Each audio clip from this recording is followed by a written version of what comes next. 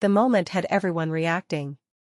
Show it again, hold on, let's pause right here, the commentators said as the clip played. Laughter filled the room, but behind the jokes, there was a serious conversation brewing.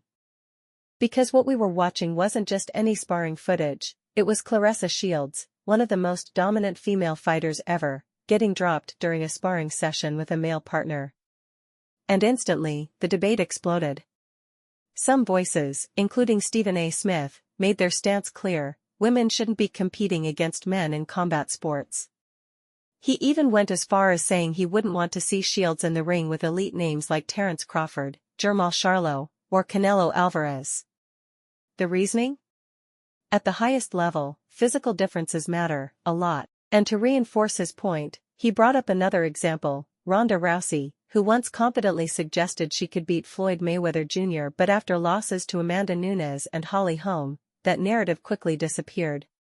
The message from critics was simple: even elite female fighters shouldn't be matched against elite male fighters. But Claressa Shields wasn't backing down. She responded directly, explaining that sparring with men has been part of her journey since childhood. According to her, it's not about proving a point, it's about preparation. She said she often has to hold back when sparring women, but with men, she can fully test her power, speed, and technique. And getting dropped once? In her eyes, that means nothing.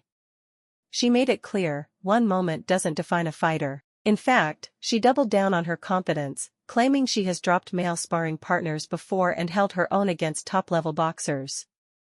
The conversation got even bigger when Shields began calling out male fighters publicly, including Rolando Romero. But analysts pointed out something interesting: there's no winning scenario for a man in that situation. If he wins, he gets criticized for beating a woman.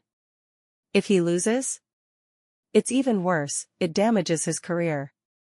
Either way, it's a lose-lose situation. Still, Shields continued to stand firm.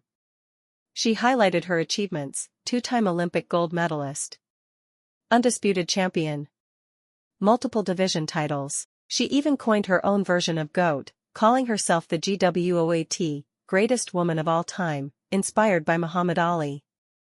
And honestly, her resume backs it up. But not everyone agrees with her stance. Shannon Sharpe pointed out the biological reality, strength, speed, and endurance differences that exist between male and female athletes. Even Terence Crawford gave a balanced take. He praised Shields' greatness but suggested that these callouts might be more about confidence and promotion than actual intent to fight men professionally. There's also another angle to this: some believe Shields is searching for something missing in her career, a true rival. In boxing history, legendary fighters are often defined by iconic rivalries, and without a consistent, high-level opponent in women's boxing, Shields may be pushing boundaries to create bigger moments, even if that means calling out men. At the same time, her impact is undeniable. She's headlined major events, drawn massive crowds, and helped grow women's boxing in a huge way.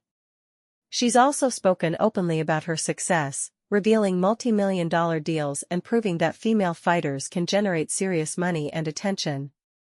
Despite the criticism, Shields remains confident.